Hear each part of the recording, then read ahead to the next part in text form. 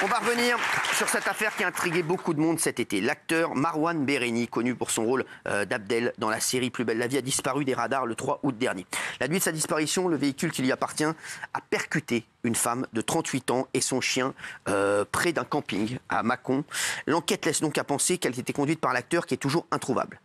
Vous allez voir, la victime sort du silence aujourd'hui. Sandra, elle nous a donné un premier témoignage, je vous le dis, et c'est incroyable ce qu'elle nous dit. Gilles, cette histoire est complètement folle. D'abord, écoutez, puisqu'elle raconte, vous allez voir, Michel Marie va nous le raconter, mais Sandra raconte, dans le début de son témoignage, raconte l'accident dont elle a été victime début août. Ce qui s'est passé vraiment est horrible, vous allez voir, ça fait froid dans le dos. Et donc, on cherche toujours Abdel, de la série Plus belle la vie, qui est introuvable depuis le 3 août dernier. Écoutez.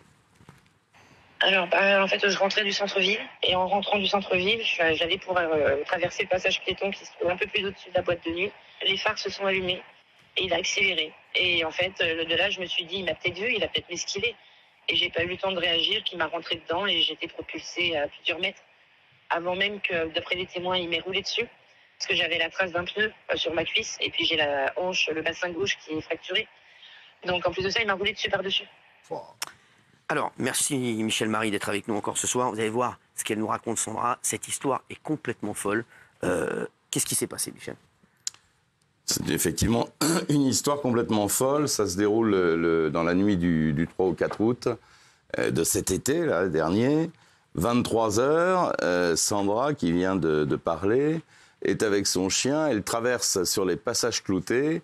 Et on est au nord de Mâcon, devant une boîte de nuit qui s'appelle le Club 400. Elle ne sort pas de la boîte, elle promenait son chien. Et là, un gros 4x4 de marque Mercedes fonce sur elle. Elle l'a vu arriver. Le 4x4 la renverse, roule sur cette femme et ne s'arrête pas. Le 4x4 sera retrouvé le lendemain ou le surlendemain dans un petit village qui s'appelle Fuissé. C'est à quelques kilomètres de Mâcon. Alors, l'acteur Marwan Béréni n'est pas le propriétaire en titre de la carte grise de ce véhicule. En revanche, il avait l'habitude, a priori, d'utiliser ce véhicule. Et on pense, les policiers en tout cas, pensent très sérieusement que c'est lui qui était au volant de ce véhicule parce qu'ils ont retrouvé un certain nombre de... Alors justement, à la suite de l'accident, tout le monde l'informe que le conducteur du véhicule pourrait être un acteur qui joue dans Plus belle la vie, donc Marwan Béréni. Écoutez sa réaction, comment elle l'a appris. Et quand j'étais à l'hôpital, parce que j'ai passé 5 jours en réanimation, et j'ai eu le JSL qui m'a contacté en me disant qu'il y a une probabilité pour qu'on ait trouvé la personne. Et on a sorti un article, c'est là où j'ai vu l'article, et j'ai fait « Ah d'accord ». Je ne le connaissais pas, j'étais encore loin de m'imaginer qu'il y avait quelqu'un de connu qui habite dans la région. J'étais choquée, j'étais sans voix. Alors, Gilles. Oui, alors précisons quand même que dans la série, c'est Abdel, 14 ans, il a 34 ans. Et ça fait 14 ans qu'il est... Je croyais qu'il avait 14 ans dans la série. Non, il a 34 ans. 14 ans dans la série, c'est un des personnages principaux. Ah, c'est ça, c'est important de le dire. D'ailleurs, il était très important à la fin de ce qui s'est diffusé là, puisqu'il changeait de vie, il revenait, il était avocat, il revenait avec une femme pour élever leur enfant. Donc la nouvelle série qui va se tourner bientôt devait en faire un personnage essentiel. Ils ont dû tout changer. Ils ont dû tout changer. Ça démarre le tournage le 23 octobre et il ne sera pas dans les premiers épisodes. La suite, on verra. Alors Alex, tu voulais dire... Oui, je veux juste dire quelque chose parce que je connaissais pas Marwan personnellement, mais son agent et mon agent, j'ai beaucoup d'amis dans Plus belle la vie. Aujourd'hui, le problème, c'est que vous avez plein de gens qui sont tous très très mal. Voilà, alors il y a cette victime, bien sûr. Alors vous allez voir le témoignage dans un instant. On est tous d'accord. Le problème, c'est que elle l'a dit elle-même d'ailleurs dans ce que vous écoutiez. Les phares étaient allumés, il a foncé vers moi. Personne ne sait si c'est lui qui conduisait. Cette voiture ne lui appartenait pas. Personne ne sait s'il n'y avait pas un complice. Maintenant, on dit qu'il y avait peut-être quelqu'un dans la voiture. Cet homme, qui vivait une année absolument horrible, c'était les 10 ans de la mort de son frère, Zouplanet, qui était un ancien artiste, qui était mort il y a 10 ans, assassiné. Terrible pour sa famille. Une année très dure. Il a même posté sur les réseaux sociaux plein d'hommages à son frère dans cette année-là. Et Plus belle la vie s'était arrêté. Donc c'était une année où c'était très complexe. Il n'allait pas bien déjà. Donc il se passe ce truc. S'il n'est pas coupable, et s'il est parti, il ne va jamais revenir. Je ne vais pas reprendre des histoires comme l'affaire d'Outreau ou des choses horribles comme ça où on accusait des gens à tort. Ce que je dis juste, c'est que pour l'instant, personne ne sait rien. Et que c'est très dur et que si cet homme est encore vivant, ce que tout le monde souhaite, Parce que s'il est vivant, tout le monde est là à dire oh, il faut qu'il se rende. Il ne faut pas qu'il se rende. Il faut qu'il réapparaisse. Et là, il sera jugé et on verra si c'était lui. Non, il ne sera pas jugé, il sera entendu par. Voilà, mais il sera entendu. Mais pour l'instant, si tu veux. C'est un drame aussi pour toute sa famille et pour tous ses amis. J'entends bien, mais la vraie victime, c'est quand même Sandra. Mais je trouve que c'est dur de dire c'est lui, c'est lui. Et personne dit c'est lui, c'est lui. On est d'accord, si les enquêteurs souhaitent l'entendre comme témoin. Bien sûr. Voilà, témoin, juste témoin. Mais il a disparu alors. Il a disparu totalement. Et il se trouve que le véhicule a été retrouvé dans un village à 20 km de l'accident, là où il a une maison. Voilà. Et donc, il y a des indices qui laissent à penser aux enquêteurs qu'il était dans le véhicule. Voilà, mais on n'en sait pas plus. Et il s'est volatilisé. Alors cette histoire est complètement folle parce qu'elle explique aussi comment les forces de l'ordre se sont orientées vers la piste de Marouane Béréni, donc l'acteur de Plus belle la vie. C'est vrai que c'est un truc de fou. Ça s'est passé en août. Personne ne l'a retrouvé. Personne ne sait où il est. C'est fou. Voilà. La police a directement su où se diriger. Au niveau de la plaque d'immatriculation, les caméras de vidéosurveillance étaient présentes aussi sur les lieux. Donc je pense qu'ils ont dû avoir affaire à tout ça. Et puis après, en retrouvant le véhicule, ils ont l'immatriculation. Et puis avec la voiture, le choc qui est représenté à la vente. Et c'est pour ça qu'il y a des prélèvements à cette heure qui sont faits au niveau ADN, au niveau de mes vêtements et du pare-choc avant de la voiture. Alors, tous les acteurs Plus belle la vie, Alex, disent qu'ils sont dans l'incompréhension totale, disent que c'est un garçon adorable, sans problème. Il y a eu beaucoup d'espoir parce qu'à un moment donné, ils se sont dit, parce qu'au début, le téléphone ne répondait pas, puis après, ils se sont dit, tiens, il a eu nos messages. Et ils essayent de dire, si tu captes un message qu'on envoie quelque part, viens, même, on va t'aider. Parce que tous ses amis et toute cette famille lui disent juste, réapparais et on t'aidera. Mais il était dans une situation psychologique tellement complexe que, voilà, alors, aujourd'hui... Moi, des infos qu'on a, Michel, les policiers apparemment disent que c'était sa voiture. Il a été confondu avec la plaque d'immatriculation, mais on ne sait pas s'il était dedans. Alors, il y a un problème avec la voiture. Oui. La voiture, la carte grise n'a pas été faite. C'est pas sa voiture en termes. La carte grise n'a pas été faite. Oui, mais en revanche, c'est le véhicule qu'il utilisait. Exactement, oui. C'est le véhicule dans lequel on retrouve son ADN à l'intérieur. Ses empreintes digitales, son empreinte génétique. Et ça ne veut pas dire qu'il était au volant à ce moment-là. Est-ce qu'il y a une caméra de vidéosurveillance? Ça ne veut pas dire. Ça ne veut pas dire. Attendez, ça ne veut pas dire que c'est lui qui conduisait. Maintenant, ce qui est quand même très étonnant dans cette histoire, c'est qu'à partir du moment où il y a cet accident, il disparaît. Bien sûr, c'est ce que j'allais dire tout à l'heure. Quand on disparaît, c'est qu'on a une bonne raison de le faire. Bien sûr. Voilà, oui, mais même, ce que je veux te dire, c'est que même s'il était passager, il était tellement en situation délicate. Peut-être que, je dis n'importe quoi, j'en sais rien. Peut-être qu'il avait bu cette soirée, qu'il avait peur. Enfin, si les passagers qu'il a bu, c'est pas très grave. Alex, tu assumes. Si tu as bu, que tu as renversé quelqu'un, tu assumes, tu te sauves pas, tu disparais pas. Alors, tu disparais pas, justement. Mais on est d'accord, on n'est pas sûr que ce soit lui, c'est ça. Même si c'est pas lui, il se présente et il dit c'est pas moi. Dans tous les cas de figure, c'est quelqu'un qui est jeune.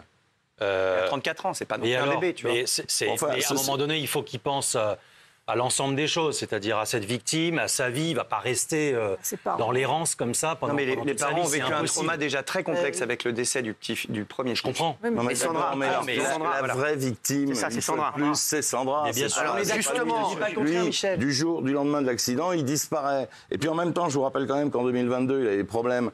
Il s'est retrouvé en garde à vue parce qu'il était complètement bourré et qu'il s'est frité avec les gendarmes. Oui, mais si tu vas parler, la victime aussi a eu des problèmes de toxicomanie. Non, mais bon, d'accord. Non, mais tu le sais. Oui, mais Sandra, voilà. Pour aujourd'hui, la vraie victime, c'est Sandra. Oui, je voudrais vraiment qu'on reste sur l'idée que la victime, c'est Sandra. Alors justement, depuis l'accident, Sandra, elle tente de joindre l'acteur par tous les moyens, y compris les réseaux sociaux. Son objectif, qu'il se rende. Écoutez. Je me suis dit, c'est un être humain aussi, on va dire, même en supposant que ça soit lui, parce que je garde le côté de présomption. Mais je me dis, dans le cas où si ça pouvait être lui, si je pouvais l'aider en tant que victime, peut-être aller faire prendre conscience, même si ce n'était pas lui, qu'il avait prêté sa voiture et qu'il protégeait quelqu'un. Enfin, qu'importe. Moi, je me dis, je ne suis pas responsable de quelque chose. Dans l'idéal, je me manifeste. Je ne vais pas prendre le risque de tout perdre. Je vois qu'aujourd'hui, il n'y a pas eu de réponse. Qu'est-ce qu'elle a fait? Elle lui a écrit un mot. Elle lui a dit, s'il te plaît, je suis la personne qui a été renversée avec mon chien. J'ai besoin de réponses pour me permettre de me rétablir et d'avancer. Rends-toi à la police. Pour qu'ils puissent t'entendre sur les faits si c'est vraiment pas toi. Pourquoi ne pas donner signe de vie depuis ce jour, ce jeudi 3 août à 23h, où ma vie a totalement basculé? Je t'en prie, c'est moi la victime qui te le demande. Rends-toi pour avoir le fin mot de cette histoire et que si c'est pas toi, que la police puisse s'orienter vers une autre direction. S'il en existe une autre, ce qui m'étonnerait, sinon depuis plus d'une semaine, j'aurais eu des nouvelles. Merci. Alors, Elle a essayé de prendre contact avec elle. Gilles, c'est ça. Elle est Avec lui. exemplaire. Elle est exemplaire, très franchement. Elle dit à supposer que ce soit toi. Elle a fait quand même hôpital, elle est brisée, centre de rééducation. Donc elle lui demande. Alors, on va rappeler les séquelles qu'elle a. Alors, elle a eu côte cassée, fracture du bassin notamment, plusieurs jours d'hôpital, et puis un centre de rééducation. Et pour se reconstruire physiquement et 5 jours de réanimation. 5 jours. Elle a besoin de savoir ce qui s'est passé. C'est pour ça. Et tout le monde lance un appel pour qu'il se présente. Le problème, c'est qu'il est extrêmement fragile psychologiquement. Est-il en état de se présenter? Alors, moi, la vraie question aussi que je pose à Michel Marie, avant d'avoir des informations sur l'enquête dans un instant, puisque Sandra nous a donné des infos sur l'enquête, où en était l'enquête. Moi, je ne comprends pas comment un mec comme ça, il peut disparaître. Excusez-moi, hein, Michel, c'est quand même fou. Au bout d'un mois, on n'arrive pas à le retrouver. Quand on est en cavale, bon, il faut des amis, il faut de l'argent. Il est connu par des millions de gens, son visage est connu. Mais en tout cas, a priori, il n'a pas quitté le territoire, ou en tout cas pas à la connaissance des autorités judiciaires, puisqu'il n'y a pas de trace de passage frontière à son nom. Sauf à imaginer qu'il a pris des faux papiers, sauf à imaginer qu'il est passé en clandestin. En tout cas, a priori, officiellement, il n'y a pas de trace de parce qu'il a eu peu de temps pour s'organiser. C'est quelque chose, voilà, c'est tout soudain. Donc il a dû s'organiser très vite. Si c'est lui qui était au volant ou s'il était avec quelqu'un qui était au volant et qu'il était à côté, c'est compliqué. Et puis, autre détail quand même, il a un physique qui ne passe pas inaperçu, il est archi connu. Ouais.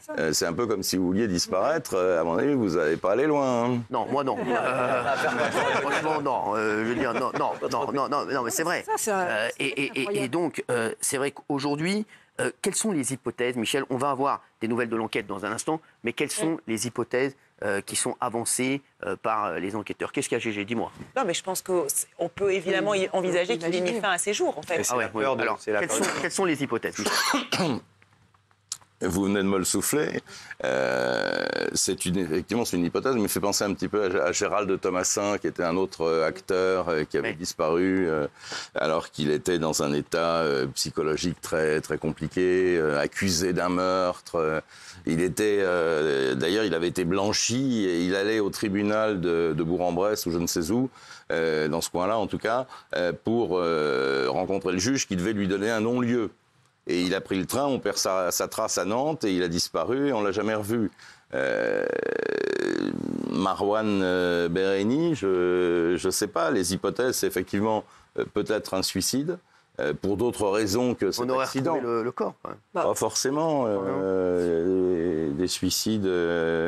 Gérald Thomasin n'a jamais retrouvé son corps non plus. Est-ce que des recherches ont été mises en œuvre pour les amis ont fait des recherches. Il y a plein d'amis qui sont partis faire des recherches. La police, c'est sûr, bien sûr. Et les amis connaissaient les endroits où ils pouvaient être, ils y sont allés et ils ne l'ont pas trouvé. Justement, où on est l'enquête, un mois après, où on est l'enquête, Sandra nous a fait un petit point, la victime. Écoutez. Non, ils ne tiennent pas au courant, rien. La dernière nouvelle, on a aussi une information judiciaire qui a été ouverte depuis le 11 août, et c'est une juge d'instruction qui est en charge de l'enquête désormais. Et à part ça, on sait rien, on attend les investigations, que les traces d'ADN, enfin que les prélèvements, tout puisse remonter. Oui, il y a une information judiciaire ouverte pour blessure involontaire et délit de fuite, et le procureur est très strict, il a demandé aux enquêteurs le silence absolu. Donc il n'y a pas une info qui filtre. Alors il y a 3 hypothèses effectivement. La thèse où il aurait mis fin à ses jours, qui n'est étayée par rien. La fuite éperdue en solitaire, c'est-à-dire qu'il gare la voiture 20 km plus loin, il se rend compte de ce qu'il a fait, si c'est lui, et il fuit, ou la contrainte qui serait qu'ils étaient plusieurs à l'intérieur de la voiture et que des complices ont fui avec lui pour organiser. J'ai une question, parce que je n'ai pas réussi à avoir la réponse. Est-ce que le délit de fuite est spécifiquement adressé à Marouane, ou est-ce que c'est juste un délit de fuite sous X? Non, c'est pour blessure involontaire et délit de fuite. Lui, il serait juste comme témoin. On est d'accord, ça n'est pas adressé à lui. Non, mais ça ne marche pas comme ça. La justice ouvre une information judiciaire pour se donner les moyens d'enquêter dans ce cadre-là. Donc, si elle ouvre l'enquête pour délit de fuite, c'est parce qu'elle, évidemment, au regard des faits, mais c'est pas a priori contre lui. C'est a priori contre les faits, mais il y a quelqu'un qui a fui. C'est ce qu'on appelle une vente contre X. Alors, Sandra, c'est un témoignage exclusif que vous entendez ce soir. Donc la victime présumée, c'est la victime de cet accident. On ne sait pas qui est coupable encore. Voilà, on ne sait pas qui est l'auteur. On ne sait pas où on est l'enquête. Elle nous a confié ce qu'elle dira à Marouane Béréni s'il était en face d'elle. Écoutez. Je demanderais s'il s'en voudrait, essayer de voir dans son regard, sans lui demander, de voir si dans son regard il a ne serait-ce qu'une once de culpabilité, de remords, essayer de voir l'expression de son visage, de son regard, s'il y a un regret, quelque chose en fait. Alors, c'est vrai que c'est... Elle part du principe que c'est lui, c'est pas lui, hein, c'est pas sûr. Voilà, on ne sait pas qui conduisait la voiture, s'il était à côté, On ne sait pas. C'est vrai que l'enquête, on ne sait pas où elle en est. En tout cas, ce qu'on sait, c'est qu'elle a été grièvement blessée dans l'accident. Elle nous parle de ses séquelles, un mois quasiment, jour pour jour, après l'accident. Aujourd'hui, j'ai toujours 8 côtes fracturées, la clavicule toujours cassée et le bassin fracturé. Bon, le foie, lui, est réparé, le poumon, j'ai un épanchement toujours au poumon. Et puis, on va dire, l'hémorragie abdominale, elle a été résorbée en réanimation. C'est un gros accident. Hein. Ah oui, très gros. C'est une miraculée. Hein. C'est une miraculée. Le choc était extrêmement violent. C'est un énorme 4x4, donc elle aurait pu mourir. C'est pour ça que je la trouve exemplaire, parce qu'elle n'a pas de haine, elle veut savoir. Est-ce qu'il y a des témoins qui ont parlé, qui ont été identifiés? Je pense que la scène a été filmée par la vidéosurveillance, parce qu'on est devant une boîte de nuit, et généralement devant les boîtes de nuit, il y a de la vidéosurveillance pour d'autres raisons. Mais pour en revenir à l'enquête, si le juge d'instruction, par définition, ne communique pas avec les médias, en revanche, le procureur, lui, peut le faire. Et s'il ne le fait pas, c'est qu'a priori, il n'a pas grand-chose à nous raconter. C'est souvent, malheureusement, comme ça, quand il se cache derrière je ne communiquerai pas sur cette affaire, ça veut dire qu'ils n'ont rien, quoi. Alors, parce que toute la scène a été captée par les caméras de vidéosurveillance de la ville, donc forcément, aujourd'hui, les enquêteurs, même si les images ne sont pas d'hyper bonne qualité, ils arrivez à voir qui est au volant de la voiture. Donc, pas forcément. Pas sûr. Ah oui, pas forcément. Ou combien de silhouettes à l'intérieur, éventuellement. Pas forcément. Souvenez-vous de l'affaire, ce mariage où l'enfant avait été enlevé pendant le mariage et tué. Nordal-Lelandais. Nordal-Lelandais, merci. On a une vidéosurveillance où on voit Nordal-Lelandais qui conduit, on voit une forme à côté de lui, une forme blanche. On n'arrive pas. C'est impossible. Alors on sait que on sait s'il y a plusieurs personnes dans le véhicule. Absolument. Etc. Ça, c'est des choses qu'ils peuvent voir quand même avec les caméras. Oui, Gilles. Pas dans le coffre. Il est 23h, il n'y a pas de précision détaillée, mais effectivement... Non, mais, pas dans le coffre, mais je pense pas. Là, il ne pensait pas qu'il allait faire un accident, il n'est pas monté dans le coffre. Il a pu se faire enlever avec sa voiture. Les enquêteurs savent, mais ne veulent pas dire s'il y a une personne ou plusieurs personnes à l'intérieur du véhicule. Ils se gardent des arguments pour progresser dans l'enquête. Il vient c'est vrai, de soulever quelque chose aussi. Il y a aussi une autre thèse qu'il aurait été enlevé avec sa voiture et que c'est pour ça que j'ai juste qu'il y a deux drames. Il y a le drame de cette dame, il y a le drame de lui et de sa famille et de ses amis. Mais ça, je crois qu'on a compris. Ouais. Voilà. Mais c'est important pour moi et pour mes amis. Oui, Daniel, je voulais dire quelque chose. Non, moi, ce qui me rend folle, c'est que cette personne est connue par des millions de gens et que c'est ça qui m'inquiète le plus, qui rend cette disparition incroyable. Bien sûr. Et malheureusement, je me dis que si c'est jeté dans un fleuve et tout ça, quand il y a une localisation, il y a des recherches. Mais là, si ça se trouve, ça va être vraiment un mystère qui va rester entier. C'est ce que. Et puis par expérience, en fait, c'est très compliqué de vivre en cavale parce que ça coûte cher. Parce que, en plus, c'est quand même le risque de se faire dénoncer à tous les instants, surtout avec ce visage qui est connu. Voilà. Je ne l'imagine pas vivre en cavale pendant un mois sans avoir d'envie. C'est très long, un mois. Merci en tout cas, Michel, tout de suite. Quelque chose que vous n'aurez jamais, le contrat. Merci. Donnez-le, la télé, c'est comme la télé. Merci.